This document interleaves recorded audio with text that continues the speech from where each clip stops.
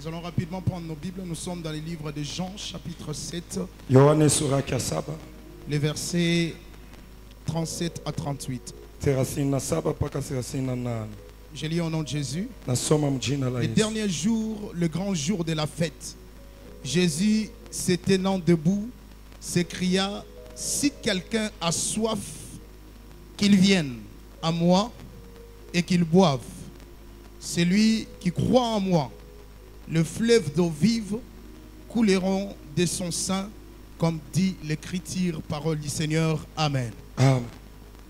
Alléluia. Amen. Je dis merci à Dieu et je dis aussi merci à mon Père. Je dis aussi merci à tous les hommes de Dieu qui sont dans la salle. Et je dis merci à vous aussi, vous qui êtes venus cet après-midi. Que le Dieu de la Bible vous bénisse abondamment. Rapidement, je passe à expliquer ces textes qui va clôturer ce que nous avons eu sur la puissance de la parole de Dieu. Jésus se lève les derniers jours de la fête. Il s'agit ici d'une fête que les Juifs fêtent, la fête des tabernacles.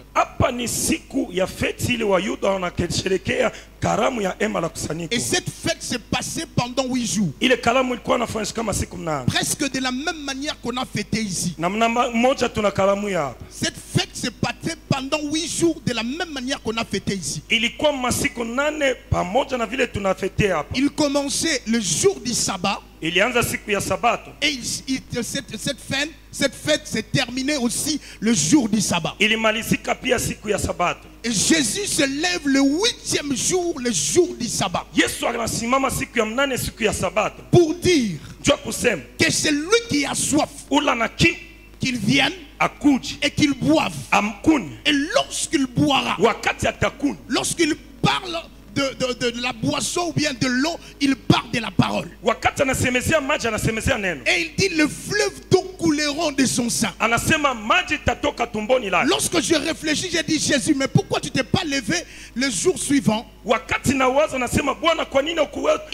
mon fils, je me lève toujours. Je me lève toujours les derniers. Même si les autres se sont levés le premier jour, moi je me lève les derniers jours.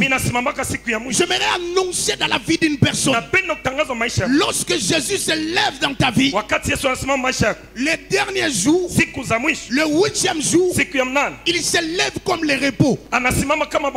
Et lorsqu'il se lève comme les repos, il avance pour te faire entrer dans son repos. J'aimerais dire à quelqu'un bien aimé dans les Seigneurs: Jésus faisait la plupart de ses miracles le jour du repos. C'était pour leur dire que c'est moi qui suis le véritable repos. Mais aussi c'était pour dire ceci: lorsqu'il agit le jour du repos, cependant toutes les personnes qui sont avec toi, tes ennemis, ceux qui sont à côté de toi, ne peuvent pas travailler. Ils vont voir ce que Jésus va faire.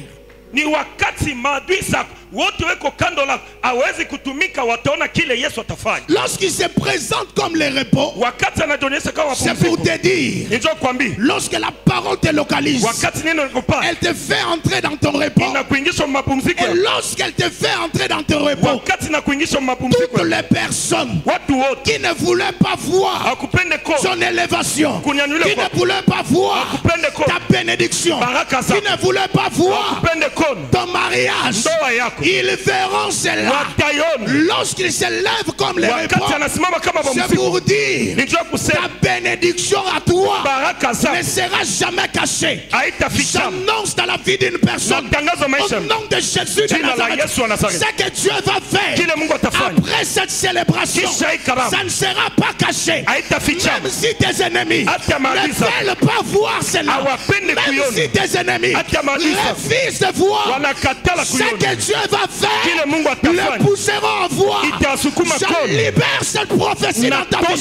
Que la bénédiction de Dieu qui avance comme un repos fasse en sorte que tes ennemis le voient, ceux de ta famille le voient, ceux de ton église le voient, ceux de cette ville le voient au nom de Jésus. Est-ce que tu peux bien dire Amen? Amen. Il s'élève le 8e jour. J'aime la chiffrologie. Le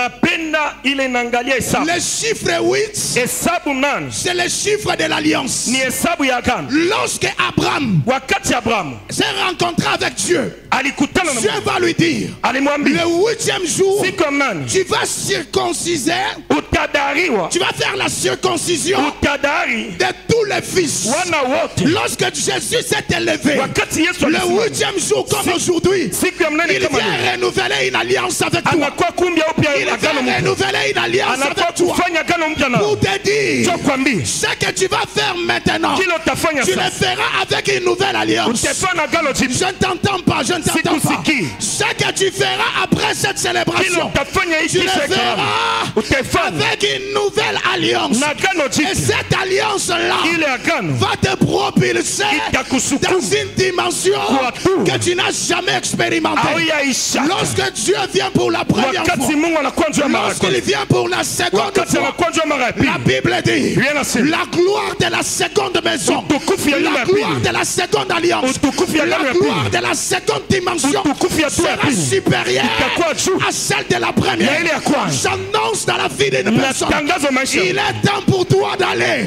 Ce que tu vas faire aura une autre dimension, parce que cette fois-ci la parole t'accompagne avec une nouvelle dimension. Amen et s'attacher ça s'attache dans ta vie. Mais j'aimerais finir pour te dire une chose. Le chiffre 8, la Bible dit, à chaque fois qu'il y a le 8e jour, lorsque tu passes à la circoncision, tu vas donner un nom à ton enfant. C'est pour cela Elisabeth, lorsqu'il a enfanté, la Bible dit le 8e jour, les gens sont venus pour demander le nom de son fils. Pour demander le nom de son fils. Lorsqu'elle a dit que son nom est Jean, tout le monde commence à dire, mais ce nom il vient d'où? C'est même pas ton père, même pas tes parents. Oh, ce nom-là, Elisabeth va leur dire, ce nom ici ne vient pas, non, ne vient pas d'une personne, mais vient du ciel. Pourquoi? Parce que cet enfant Jean ne sera pas la répétition de l'histoire de leur famille. Je libère cette parole. Aujourd'hui c'est le 8e jour. J'avance avec la parole pour te dire une chose. Le Dieu de la Bible m'a dit de te dire, il y a un nouveau nom, il y a une nouvelle identité, il y a une nouvelle appellation, il y a un nouveau nom qui va t'accompagner. Après cette célébration, je déclare au nom de Jésus, on ne t'appellera plus de ce nom-là, le nom de la maladie, le nom du célibataire, le nom de celui qui n'arrive pas, mais on t'appellera d'un nouveau nom dans le chiffre 8. Après ça que tu commences une nouvelle identité. Je libère cette parole dans ta vie au nom de Jésus de Nazareth. J'appelle un nom céleste, car ta bénédiction n'aura pas une couleur terrestre, mais aura une couleur céleste. Lorsqu'on te demandera, tu diras, c'est l'Éternel qui m'a donné, c'est l'Éternel qui m'a béni, c'est l'Éternel qui m'a élevé. Que le Dieu de la Bible, que le Dieu de la cité d'Espérance, que le Dieu de mon père, le Dieu de cet hôtel te donne une nouvelle identité.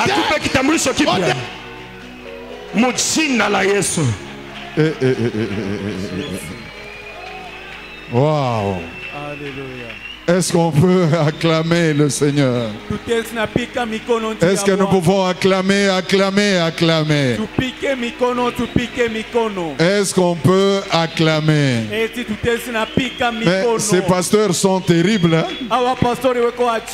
Alléluia. Amen. Est-ce qu'on ne peut pas bien acclamer le Seigneur, mes bien-aimés frères et sœurs? Alléluia. Les plus joyeux de tous ces mois. Les plus joyeux, c'est moi. Que Dieu bénisse son serviteur. Que Dieu bénisse le pasteur Edgar. Dans le 8e jour, on te donne un nouveau nom. Et nous sommes au 8e jour de cette célébration. Donc tu ne sors pas avec le même nom que tu avais avant. Il y a un nouveau nom qu'on te donne aujourd'hui par la parole. C'est terrible. Ils ont des choses, hein? Ils ont vraiment des choses. On acclame le Seigneur. On acclame le Seigneur. Alléluia.